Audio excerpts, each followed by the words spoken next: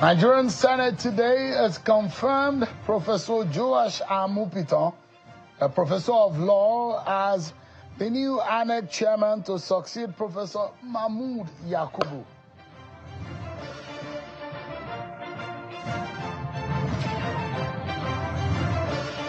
And the federal government is saying that the list of presidential pardons approved by President Bola Tinubu is not the final list, as they're working on reviewing the list based on some developments.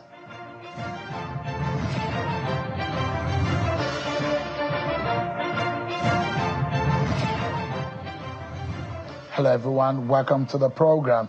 This is Politics Today, live on Channels Television. I'm Sean Kimade right here in Abuja. So much for us to chew tonight, everyone. So let's get started. Every second counts tonight on the program. Let's begin by letting you know that the federal government has come out to say, well, a lot of criticisms have trailed the announcement of clemency in a presidential pardon granted to some convicts and those who have been given those pardons after long years after they've passed. The federal government said that list is under scrutiny and is being reviewed. The Office of the Attorney General of the Federation and the Ministry of Justice has clarified that no inmate approved for clemency under the recent exercise of President Bola Tinubu's power prerogative of mercy has been released from custody. The clarification comes amidst a widespread debate following President Tinubu's recent exercise of the prerogative of mercy for selected inmates. The Office of the AGF says the process remains at the final administrative stage, which includes a standard review to ensure that all names and recommendations fully comply with established legal and procedural requirements before any instrument of release is issued. In that statement, which was personally signed by the AGF himself and the Minister of Justice, Prince Lateef Fagbemi, SAN, earlier today says it is important to note that the last stage of the exercise after approval by the Council of State is the issuance of the instrument of the implementation of the decision concerning each beneficiary. I'll bring you soundbite and insight into what happened today at the Senate, where the Senate screened and they grilled Professor Joash Amupitan for about 2 hours. We'll be bringing you some of the insight tonight, and we'll be dissecting what lies ahead of the new man who has promised review and electoral reforms while he's going to be taking over as from Professor Mahmood Yakubu. All of those details we'll be bringing to you tonight, and a critical analysis of what transpired today. But first, let's check out some of your political roundup stories.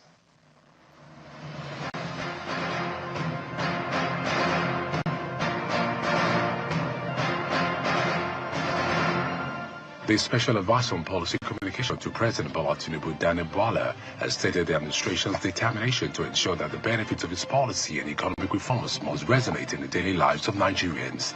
Speaking in Abuja, where he met with some progressive support groups in Abuja, the discussions focused on the administration's economic restructuring, which Bwala described is yielding visible dividends across sectors. The Special Advisor said President Tinubu understands and believes that support groups, especially the youth, also need to be part of the governance, electioneering process, and the progress of the administration. Is to thank the Nigerian citizens for the faith and confidence that so they have demonstrated in the president over the last 2 years as the president restructured the economy. We are seeing the fruits, and because we are talking to ourselves, we didn't want to go deep to start talking about the area, but when we prepare everybody and we go to the field, you will see across all platforms. Efforts to amend the 2022 Electoral Act hit a stumbling block in the Senate today, following intense debates during plenary. The legislative process, which had commenced with a lead debate by Senator Simon Lalong, Plateau South, chairman of the Senate Committee on Electoral Matters, led some resistance during the general debate, stalling further progress of the proposed amendments. Amid the deliberations, Senate President Godswill Akpabio revisited 2019 general elections, during which he alleged he was a victim of electoral injustice in his bid for the Wike-Obi West senatorial seat. Senator Akpabio lamented that while the returning officer, Professor Peter Ogban, was prosecuted and jailed for electoral misconduct, the then resident electoral commissioner REC, Mike Igini, who he claims was the real culprit, was never held accountable. The Senate therefore stepped down consideration of the Electoral Act Amendment Bill to another legislative day for further consultation. The Federal High Court of Abuja has okayed the medical facility of the Department of State Service, DSS, for medical care of the leader of the indigenous people of Biafra, Nnamdi Kanu. This follows as the team led by the president of the Nigerian Medical Association, NMA, has said that the ailment complained by Kanu is not life-threatening. The medical team was authored by Justice James Omotosho to ascertain Kanu's actual health status following conflicting claims on the issue by medical experts engaged by the prosecution and the defense. In the partner's report submitted to the court on October 13 by the prosecution team led by Adegboyega Awomolo, part of which was read in the open court, it was stated that the defendant's ailment is not life-threatening. The team concluded that Kanu is fit to stand trial. A handful of protesters carrying placards with photographs of alleged victims of the unrest in southeast Nigeria have occupied the gate of the National Assembly in Abuja, calling on the federal government not to listen to appeals for the release of the leader of the indigenous people of Biafra, APOB, Nnamdi Kanu. The protesters wore branded t-shirts and carried placards with faces of victims of killings in the southeast. They are calling on the National Assembly and President Tinubu not to yield to pressure from some quarters to discontinue the ongoing trial of the IPOB leader and release him unconditionally. Lastly, the Federal Ministry of Youth Development has announced the official withdrawal of the registration certificate of the National Youth Council of Nigeria, NYCN, following a directive from the Corporate Affairs Commission, CSE.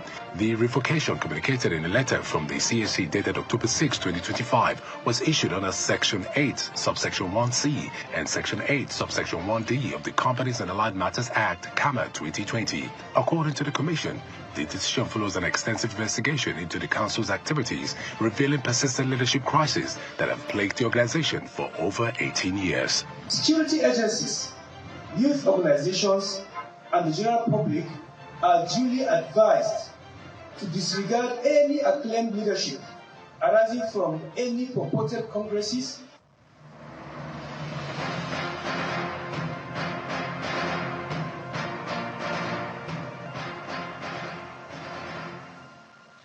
There you have it, your political roundup stories. Let me bring you what has become a major word of words between a former governor of Anambra State and the presidential candidate of the Labour Party in the 2023 elections, Mr. Peter Obi, and the FCT minister, Mr. Nyesom Wike.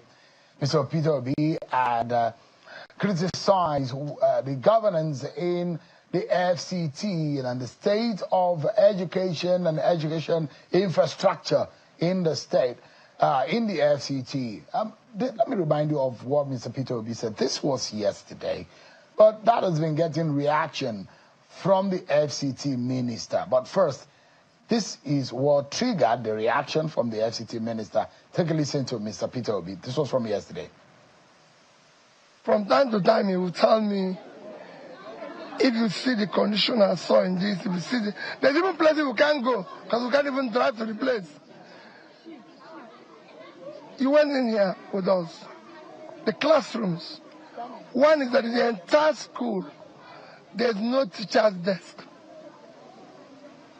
There's a little furniture, sitting for the children. Sitting furnitures are all dilapidated. They are irreparable conditions, so you need to fix it. Well, that comment by Mr. Peter Obi will not let go, lying low, because the FCT minister thinks otherwise. And this was the response of the FCT minister, Nyesom Wike. Take a listen to him. Some people, because of politics, for example, I hear one of the social media presidential candidates went to one of the local authority area schools and was saying that government has abandoned public schools. In particular, his name is Mr. Peter Obi. It is not everything you must play politics. But let me say this. Peter Obi, you were governor for 8 years in Anambra State. If he had finished all the jobs in 8 years, nobody will be talking about developing Anambra by now. 8 years. Instead of developing Anambra, you took the money and put in the bank, you have interest. All right, then. Let's now take you to the biggest story in the land today, which we will help you make sense of as much as we can tonight on the program. And that is the screening of the next, or the person who will be taking over as the next INEC chairman, Professor Joash Amupitan, the man who owes the University of Jos, or perhaps all his major degrees, from his first degree as a lawyer to master's. He started lecturing, became a PhD, became a professor, became a vice chancellor, the deputy vice chancellor and all of that. But the man appeared before the lawmakers today, and he faced some grilling for about 2 hours. This is perhaps one of the major concerns for a lot of Nigerians who thought that there is a reason why he was appointed. Maybe he's the link, or he's an associate, a legal friend or ally of President Bola Tinubu. Those who are indicating that at some point he has worked on the legal team of President Bola Tinubu. And when that question came at him, this is how Professor Joash Amupitan, this was how he responded. Take a listen to him. It is very simple to answer, because you cannot be part of a team, a legal team. In fact, that I led the legal team. The law reports on those cases have been out. And even when I was coming, I decided to have certified true copies of the counsel that appeared. I did not appear in the presidential election tribunal and at the Supreme Court. So you never represented Peter Obi or PDP? I was not part of it. Okay, so I was not part of it. All right. It may sound funny, but these are very critical issues, because it goes to the heart of the independence of the institution he will be governing, or he will be steering their affairs at INEC. So it goes into yet another question of the independence of the electoral umpire. Professor Amupitan was asked about the independence of INEC, and take a listen to how he answered. Section 155 is an independent body, and it is one of the commissions that is on first line charge. But one of the problems we've had with independence on its own and autonomy has to do with the practicality in terms of finances. I have not taken over to know the nitty-gritties, but I want to say from past experience, although it has been legislated that funds should be released at least a year before the election, but you find out that this does not come in time, and then the envelope system still makes the institution to be constrained financially. Although local government elections are not conducted by INEC, but when the questions came about local government elections, Professor Amupitan has his answer. Although there are those who will disagree with him in his response, but take a listen to him. Has been debated widely by the various state independent National Electoral Commission.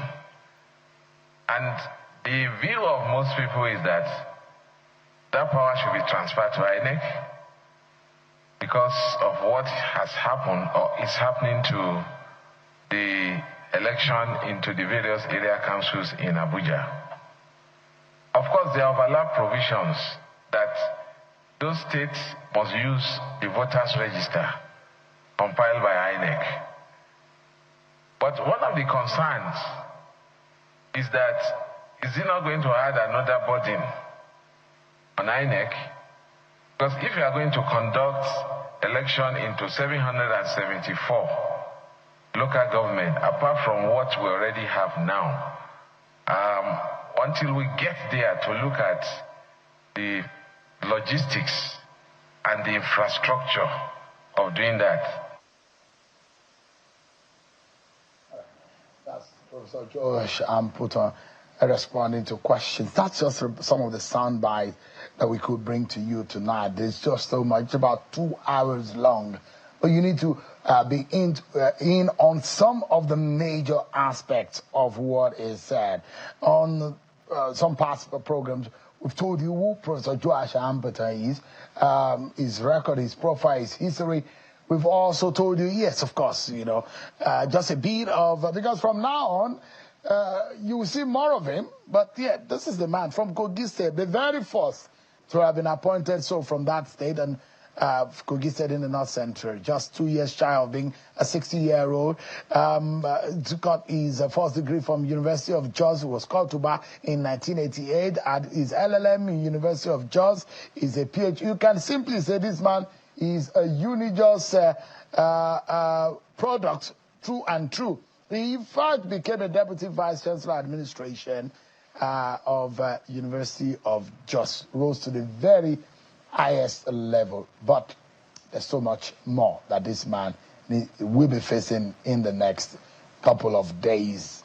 The task immediately ahead of him, as this man is getting into office, he's now going to see that he will have to conduct immediate elections, about 4 elections that he needs to conduct immediately, just about getting into office. Anambra election is just a few weeks away. FCT area council election in February, Ekiti governorship election in June next year, Osun governorship election in August next year, and the general elections, well, there are those who are saying the general elections will now happen in November. Professor Josh Amupitan will have his hands full. One man was at that screening today, and he's been monitoring all of what has happened. They are the ones who will be criticizing INEC, who will be monitoring INEC, as much as we in the media will also be putting our spotlight on the transparency, the independence, the free and fair nature of the elections they conduct. Samson Todo is live for us here in our studio. He's an elections and governance development expert and the executive director of Yaga Africa. Thank you so much, Samson, for joining us tonight. Thanks for having me. Always a delight to be here. Thank you. How did you feel? What was the atmosphere like? Because when we were watching it on television, it's a totally different thing. You see yet another professor. Maybe he's not casting the constitution that a professor must be INEC chairman, is it? Absolutely. But we've seen Professor Molisiwu, Professor Jega, Professor Mahmoud, and now another professor. Yeah. Maybe if you are aspiring to be INEC chairman, you must be a professor. Well, that's what the trend actually says. But you talk about the mood. First, I think that when you look at today's screening, the kinds of questions that were put forward to the nominee, who has now been confirmed, and he has fulfilled that constitutional condition. So all in all, for those 2 hours, the Senate posed 33 questions. And there were 33 questions that were posed to the nominee. 29 of them were posed to the nominee orally. And then there were 4 other questions that were not posed directly. They were written. I have a problem with that because I'm actually disappointed with the way the Senate managed that. But you clearly see that I was quite impressed with some of the questions that the senators did ask. So, for instance, 3 questions bordered on the independence of INEC. The Deputy Senate President asked the question about the independence of INEC. 2 other senators also raised the questions about the independence of INEC. So the independence of INEC had more questions. And the second, issue that dominated the debate, the hearing, was the management of election results. So there were questions around electronic transmission of results. There were questions around collation of results. The other issue that dominated the question was about the integrity and the accountability of INEC officials. You clearly see a Senate that brought their experience from the field to ask the chair, the confirmed chair of INEC, this question. So, to a large extent, quite impressed with some of the questions.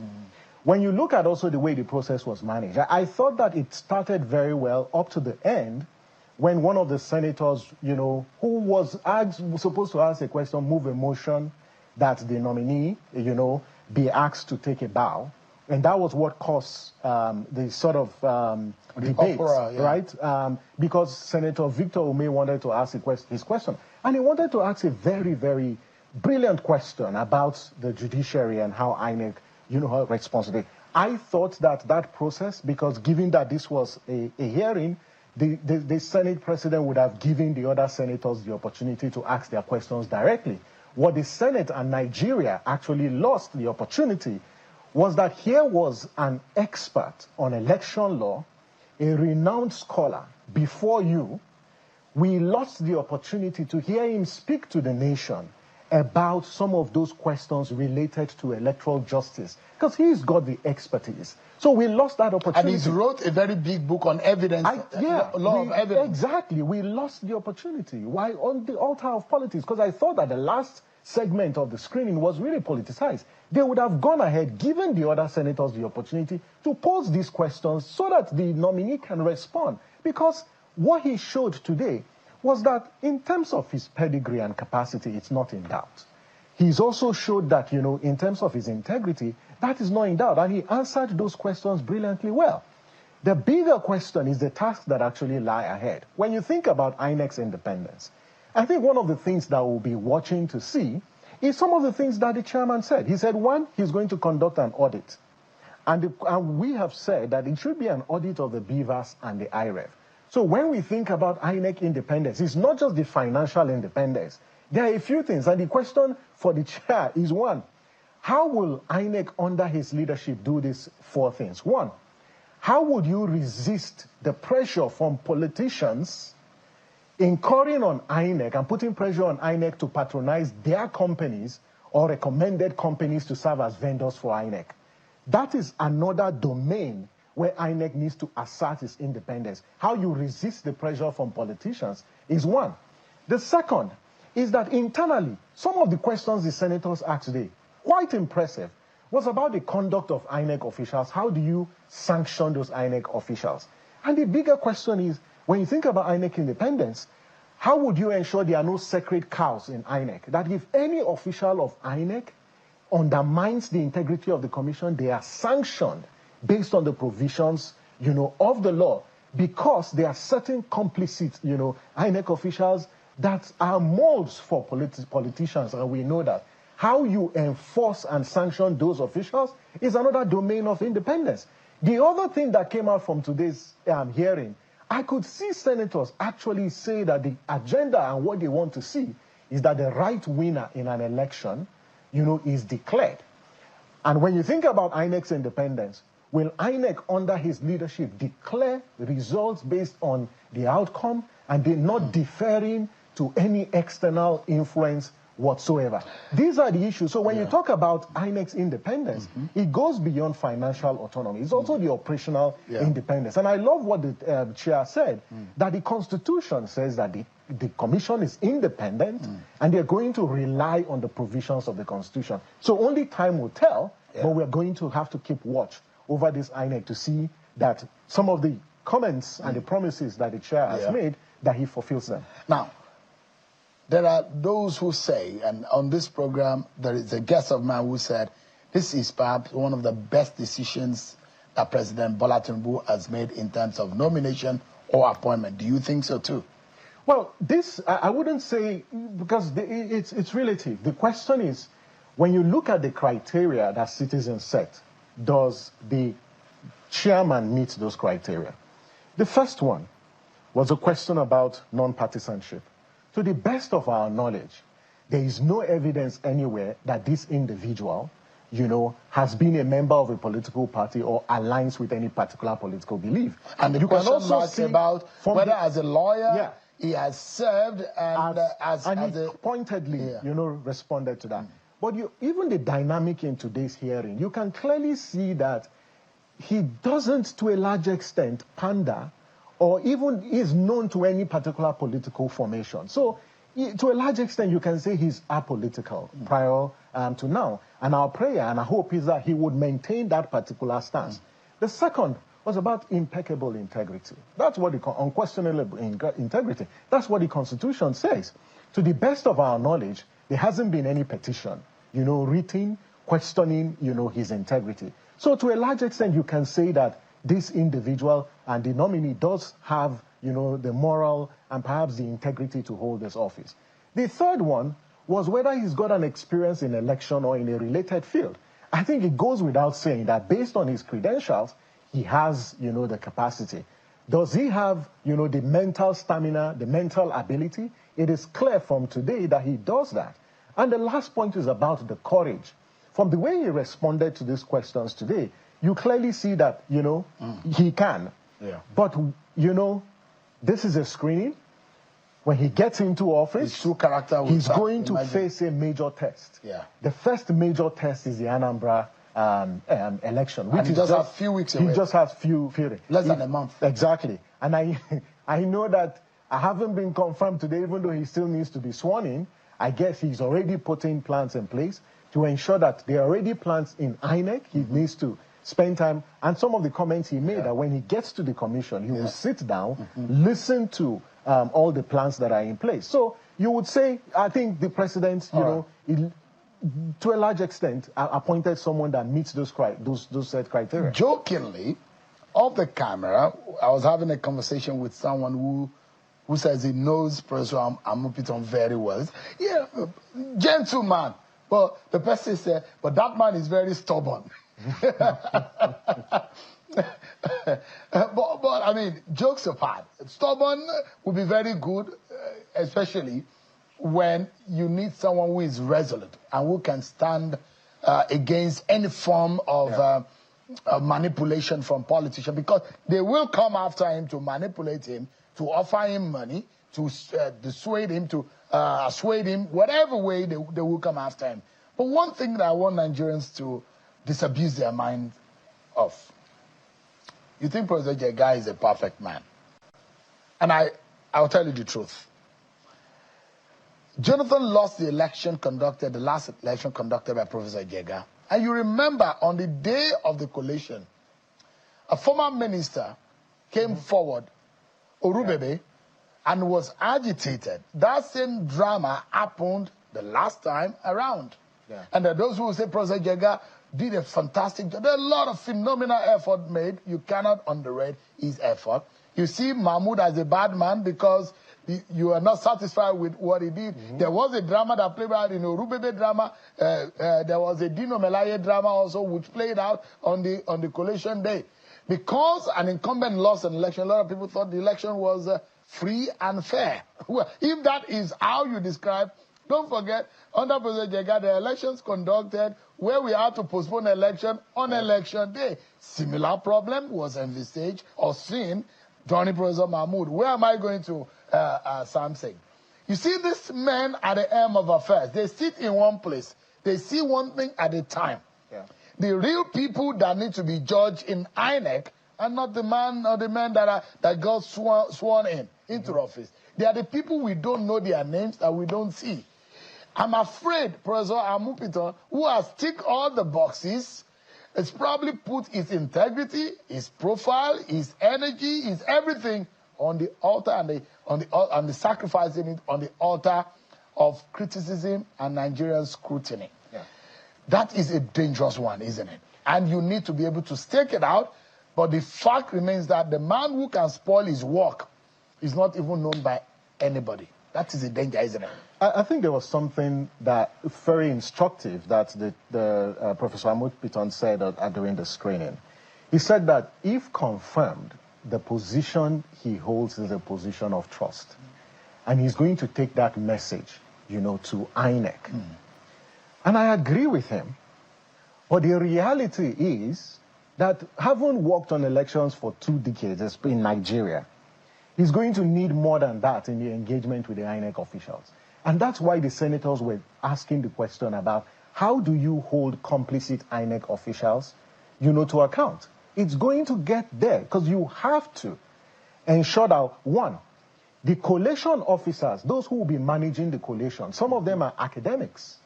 And Senator Shomole actually raised the questions about lecturers. Because if you look at, some of the electoral offenses, there are some of them who are academics. It doesn't mean that our professors and our doctors our PhD holders don't have integrity. No, but they are bad eggs. The question is, what do you do to those people? How do you ensure that you sanction them? The prosecutorial powers. When some of those collation officers are bought over by politicians who are in power.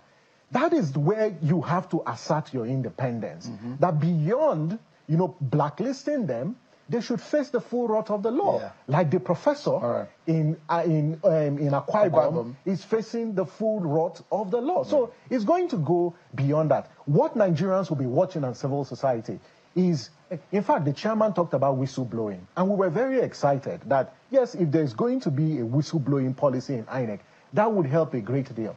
But yes, even if you have the whistleblowing policy, the consequential action you take has a great impact on whether people will trust this particular commission and its ability to hold its own officers to account. Thank you so much, Samson. But this is where, I've been covering elections, and I dare say that I'm an elections expert in my field of endeavor. But something that I see that is happening, which I think is some kind of a cure for the problem that I envisage, and how politicians manipulate those who handle elections at the local level is this. Citizens must come and fight for themselves. Vigilance is the word. Look, Professor Amupitan can only sit in Abuja at one time and monitor and see what is going on the screen and in the situation room. It is the average Nigerians that now need to now do the rest of the job. Yeah. Every one of us are now Professor Amupitan in the polling unit, in the ward unit, and in the LGA, and in every collation center. If you cannot man it day and night, you are not the Professor Amupitan. We are all there is an Amupitan in all of us. And that is only way which our elections can be free and fair. But Sean, we must, a very brilliant point about citizens, but we must also know that INEC is not about Professor Amupitan alone. There are 12 other national commissioners. There are 37 resident electoral commissioners. There are 774 electoral officers across the local government. All these people, their personal integrity matters a lot. If they don't cooperate with the vision set by the chairman, and you allow, politicians to compromise these individuals, then to a large extent we will be back to ground zero, and that's where we must not get to. So as we look at the chairman, let's not forget there are 12 national commissioners, there are resident electoral commissioners, there are EOs. I want to put a challenge to you. Can we have a hashtag to publish the names of the EREX, the national chairman, the LG? Know your INEC officials. Put them to task. You and Yaga and the rest of your friends in the civil society, let's begin to identify and put the blames and put the task and the duty on those people and be able to hold them accountable. But thank you so much, Samson, for your time tonight. Always a delight. I wish our nation the very best in this very, very auspicious moment. Thank you so much indeed. We'll take a break, everyone, but I'll take you to Bayelsa. Since Governor Diri yesterday announced his defection, the drama has now stopped. There are those who are welcoming him, and there are those who are saying no. But we'll be finding out what is the APC in Bayelsa. What are they saying? There are reactions. Are they saying don't come? We'll be finding out from a member of the APC in Bayelsa State. The drama is not stopping. It's going to be fascinating when we return from this break, everyone. Join us today.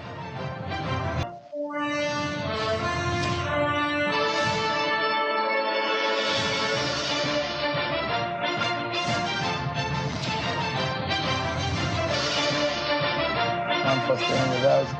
So we heard yesterday from Senator Seriake Dixon, the former governor of Bayelsa State, just after the announcement of Governor Doye Diri's defection from the PDP.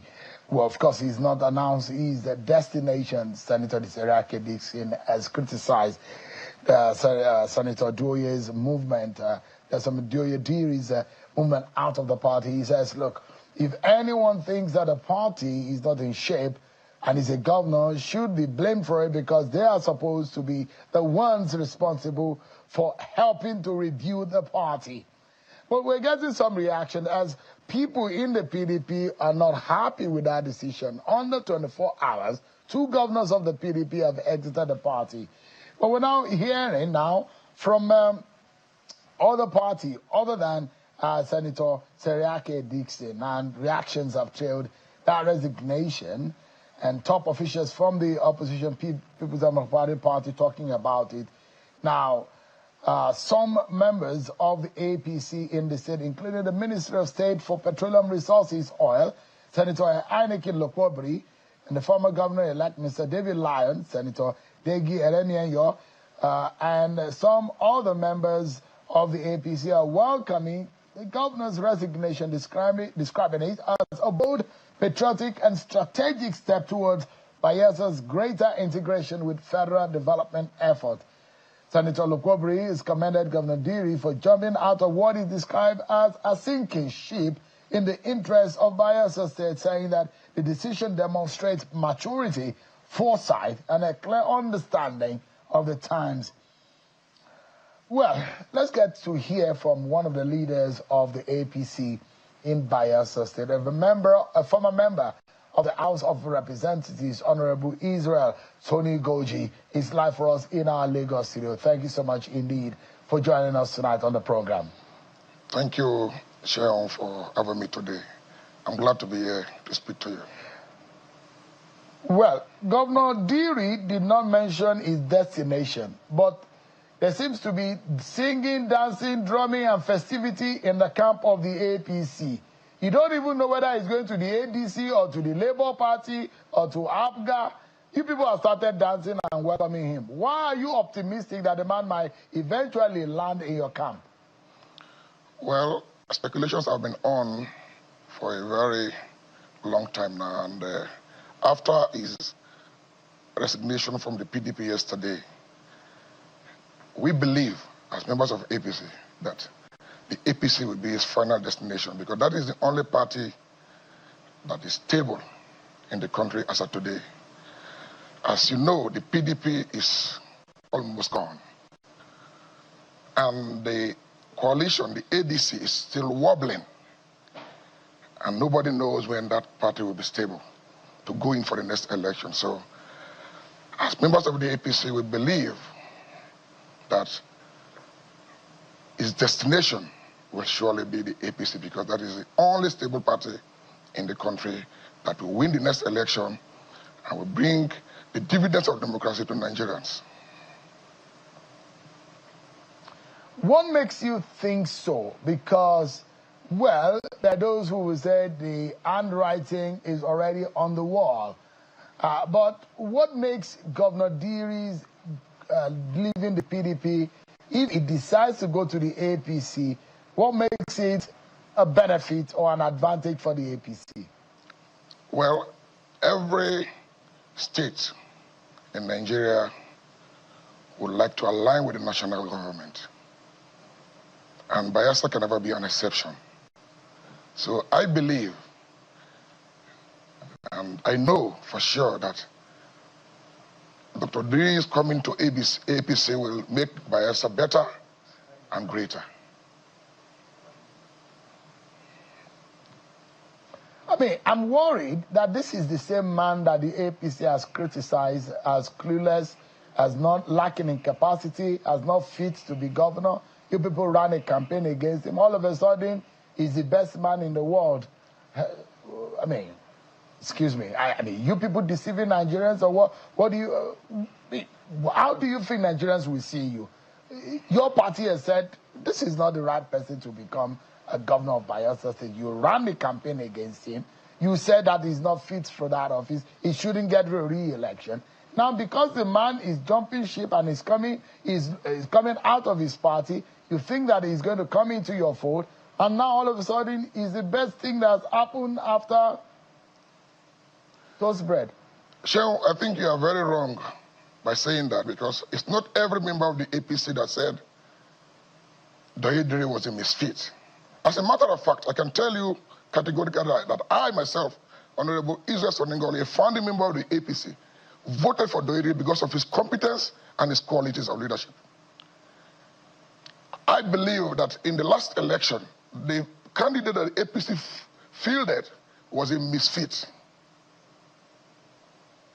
So, are you on?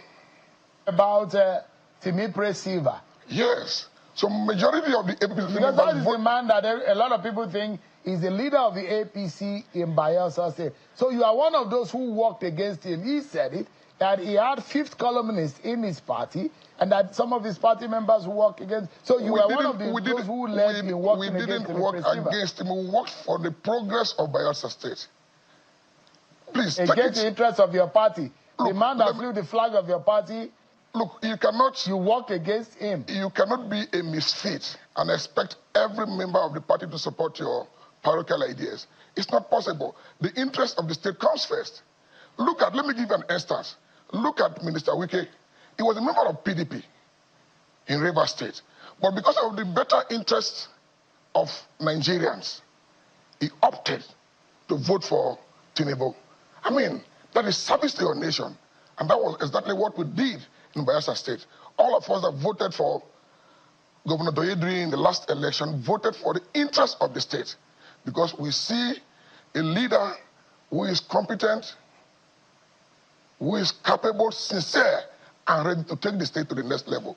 And I can tell you, the man will finish strong than any other governor that's come before him because of the projects that we see on ground. And that is why we that are in APC are praying and wishing that his destination should be the APC when he finally tells the world the party is going to. So, I mean, what you profess to have done, politically speaking, in terms of is highly immoral. As far as an internal party organization is concerned, you have professed publicly to say you worked against your own party flag bearer, and you worked and voted for another political party candidate. How can Nigerians trust your likes who work against a particular candidate that you are supposed to be lying against what has been said as a moral standard for you to operate on? I don't understand what you mean by morality in this case, because in politics, let me tell you one thing. The candidate you're talking about must require your services. And when he displays a character that does not tell that he requires your services, and you know for sure that he's not fit to govern the state, and he have a better option, what do you expect him to do as a Bayelsan? Look, let me tell you, Bayelsa first. These parties will come and go. For now, I believe in the president of this country. I worked for him. And in my decision to work for Doyedri, I made it very clear that I am one of those that voted for Mr. President, and I'm ready to support him to succeed to build a better Nigeria for Nigerians. But that the candidate that the party is fielding does not have the qualities to govern the state. I mean, so what has that got to do with morality? It's my decision. And I have the right to take it to wherever I want to take it to. And I did that without any regret. And today, Bayelsa is better. We are seeing the dividends of democracy. Projects everywhere. I can tell you, Sheon, after his tenure, he will be adjudged the best governor ever produced in Bayelsa State, Governor Doyedri. I can tell you for sure. Let's take another break. But when we come back, there are more critical questions, Honorable Sonny Goji, about the state of affairs in Bayelsa State, the implication of Governor Diri. Is it a protest against Goodluck Jonathan that is likely to emerge? Because if Goodluck Jonathan becomes a candidate in the presidential election in 2027, he's supposed to take charge of his state. What has now happened? Seriake Dixon is one of those who have frowned against it. He's the APC, or perhaps we're saying that some kind of one-party state affairs. What is going on? The docility of the opposition voices and parties in Nigeria. What exactly is going on? We'll be finding out more after this break, everyone. Join us again.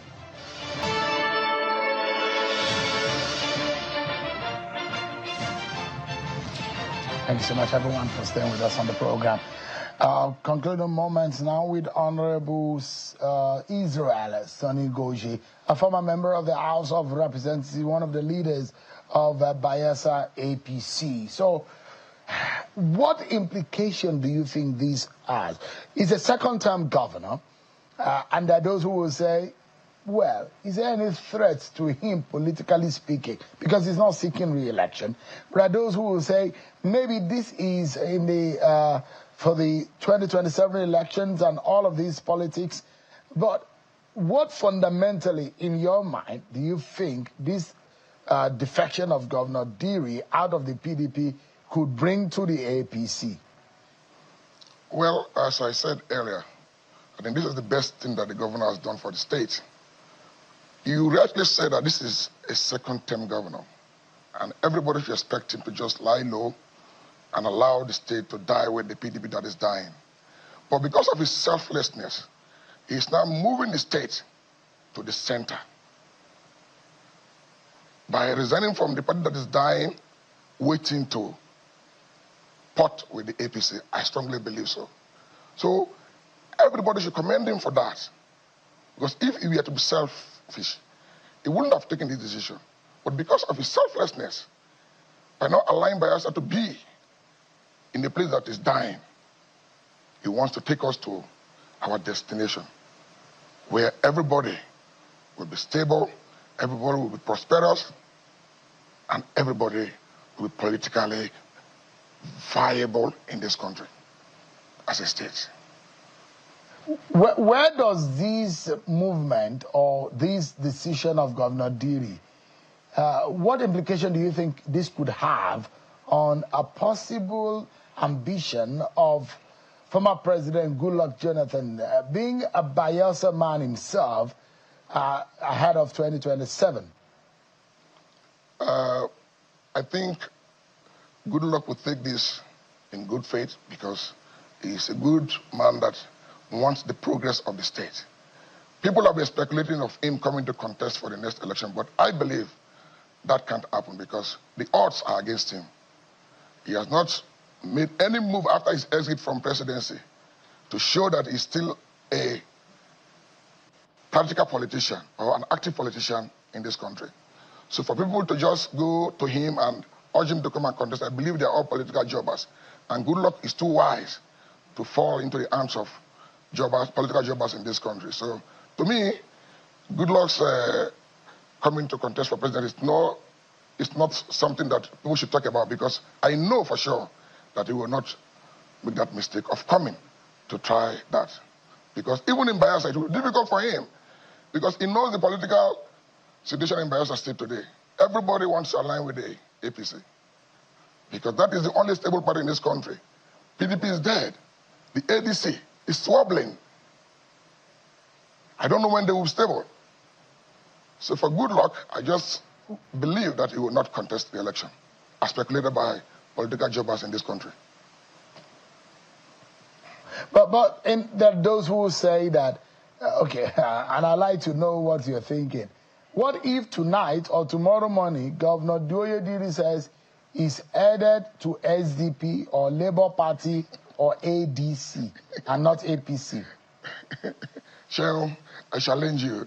Those are not parties that people should talk about. I'm telling you, there is no position in this country that can stand the train of APC in this country. Bola Tinubu is unstoppable, and God is on his side. And I can tell you categorically that come 2027, he will coast on with victory seamlessly, without much struggle. All right. Yes. Honorable Israel Sonny Goji, former member of the House of Reps, a leader of the APC in Bayelsa State. I see that Minister INEC Lokobri, Mr. David Lyon, all of you, you've got, I heard that whiskey is a thing in Bayelsa State, and gin, that you people have stocked your homes, partying already to welcome the man that has not even announced his destination. Well, I wish you well. And maybe the governor should just bring a surprise and go to the SDP or to the ADC. That's No. Thank you so much too wise for that. Tonight. Thank you. That's our show today, everyone. Man, thanks for watching. I'm sure Kimberly. God bless Nigeria.